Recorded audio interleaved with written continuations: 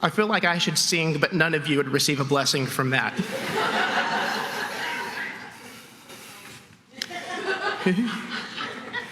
So I guess I know what a legacy looks like.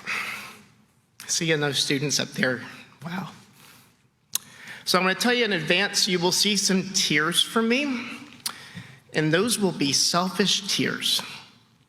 My dad gets none of my tears. But today is a good day. And what I want to do, well, first, just did I get to talk about my dad and my friend. But what I want to do today is just to give you some snippets into the life of Bob. And maybe not the music side as much as Bob, but the dad. 5th grade, I decided, after my whole life playing piano, basically when I was in diapers, I didn't want to do it anymore. I didn't want to do music. So my dad was at work. I told my mom, I don't want to do it. And she said, like any responsible parent who has a legend and phenom husband, go ask your dad when he gets home. And I knew what I was asking in 5th grade.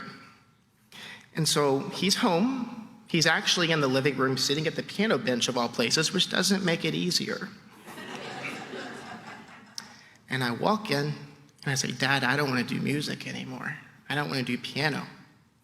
And I remember, as my heart is beating, puts his glasses down, he looks over and he said one word to me. He said, okay. I walk in the other room, look at my mom and say, he said, okay. And her mouth was wide open. I never did again. And what I learned in 5th grade and knew the rest of his life, it wasn't about Bob. Bob loved music, but it was a way to use his gifts to see people achieve what they wanted.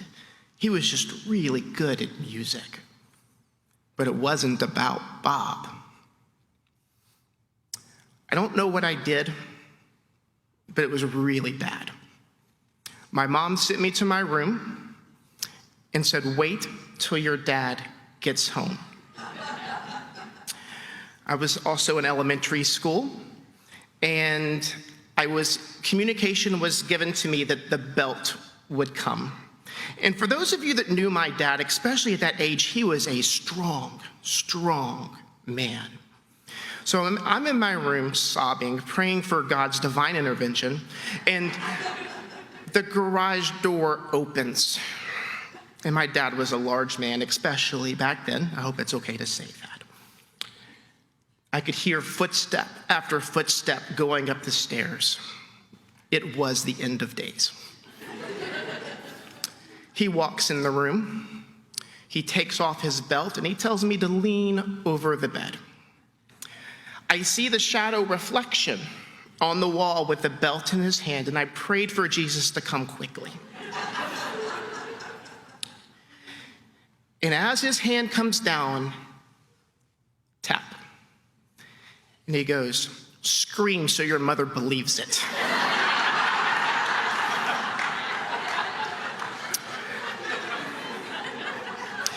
That was the day I learned about grace. He then told me, next time's a different outcome. He put on his belt and walked out of the room. Ladies and gentlemen, there was no second time. My dad was cheap. Apparently, we learned that he took Lucy Hale to McDonald's. I never knew that. Any Memphis sporting event he went to, he put a minimum of 4 Diet Cokes into his oversized baggy pants. No man will charge my dad $5 for a soda. It was highly embarrassing. But later I learned that he was a genius. So the roles flipped. And as I was older and had my kids, they took us on a trip. And I got to ride on my first alpine coaster in the Smoky Mountains, and it was so much fun. So when we got done, we went into this lobby where they had those pictures printed out. And it was one of the best pictures I have ever seen. My daughter was riding with me because she was too short at the time to ride it. And she had her hands up in the air with the biggest smile on her face. And then I'm back there, this happy dad. It was just perfect. And they were charging like $20 this picture. And I said, no way I'm paying $20 for a printed picture. So we get in the car, and my dad said, oh my goodness, I left my wallet in the alpine coaster. So he runs back in, and one thing about my dad is if he wants to lie for our gain, he's real good at it. And he went in there, and he bought that picture because it wasn't about Bob. It was about our happiness. And my mom usually bought all the presents. My dad, that wasn't his special gift. But this present was from him. So on Christmas morning, I opened it, and it was a beautiful picture of the happiest girl and a just happy dad behind it. I don't know their names because it was the wrong people.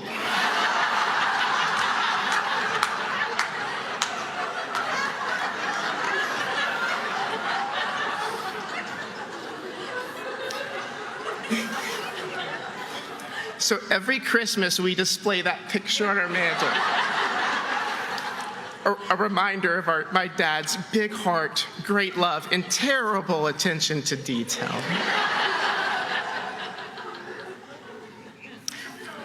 One of my favorite memories with my dad, for any of you that know him, he is a huge Memphis Tiger fan, and therefore I became one as well. And I remember when he asked me in 2008, do you want to go to the Final Four with me? Not the easiest question I've ever been asked. So we sit there together watching Russell Westbrook and Kevin Love and all the UCLA star players just get destroyed by the Memphis Tigers. And then the national championship. I'm there with my dad. And we're up 7 with 2 minutes left. It's it. We're winning the national championship. And if any of you live in this city, you know how this turned out. Somehow the ball bounces crazy. Mario Chalmers hits a 3 basically at the buzzer to force overtime, which we eventually lost. My dad takes out his unholy wrath on the chair in front of him, kicking it multiple times. A gentleman in the front at that chair turns around, and I wave him an apologetic wave, trying to say, you don't know my dad. That gentleman was Senator John Edwards. But even with that loss, it's one of my favorite moments spending time with my dad. But it had nothing to do about that game. When we were walking in to the championship, the road ends here was on the outside of the stadium, so excited. And I just looked at him as a 33-year-old man around that age. And I said, thank you so much for taking me to this. And he looks at me and he says, I love you. And I don't know why. It sucker punched me, but I had to look away so he wouldn't see my tears. I didn't know how much I needed to hear that. Every single conversation I had with my dad from that day until he passed ended with, I love you. So a challenge to honor Bob's legacy. Fathers, you're never too old to tell your kids you love them. It really just broke me to the core and made our relationship so great. I could care less about that stupid basketball game. Still can't believe Chalmers hit that 3, though. But it would have been easy for him to say, I can't wait to this game, I'm so glad you're here, but it wasn't about Bob. One of the last stories I'll tell, one of. Christmas a few years ago, he gets one of the greatest gifts he has ever gotten. And my Uncle Paul gave him a Rolex watch for Christmas. And if any of you know the Westbrooks, we don't wear Rolexes. I have a 3-year-old Apple Watch. And it was so special. He broke down crying, opening up that present. And within 5 seconds, he looks up and looks at Charlie, my son, and says, when I pass away, this watch is yours. This moment was all about Bob, and he made it about someone else. Charlie can only wear that watch on very special occasions. But he's wearing it today in honor of his Babu. I've been to many funerals and celebration of life when the person has not placed their faith in Christ. And they are very, very sad. You leave the funeral with good memories that fade and no hope. And brothers and sisters, today is not that day. We wonder what heaven will be like, and in a way it's a mystery. But I do know he's there with his parents and there with those that have gone before him. There is so much to imagine what it's like for Bob. But Christ did not come for that. One of my favorite verses is 1 Peter 3:18. For Christ suffered once for sins, the righteous for the unrighteous. And why did he do that? To bring us to God. You see, today is a good day. And you know why it's a good day? Because it's not about Bob. It's about him. While Bob was a sinner, sent his son to die on the cross for him. And Bob surrendered and placed his faith in Christ. And on December 27th at 1:17 p.m., God said, come home. We do know in the Bible that there's lots of singing. But what we also know is that God sings and is joyful over us. And Bob, the man with 1 million critiques, will hear his voice and have none to offer. That is why today is such a good day. If it's about Bob, we walk out of here sad and with no hope. But because it's not about Bob, we walk out of here rejoicing. And it's why he gets none of my tears, because he is where he needs to be. On December 27th, his breathing started to change. And we knew it was soon.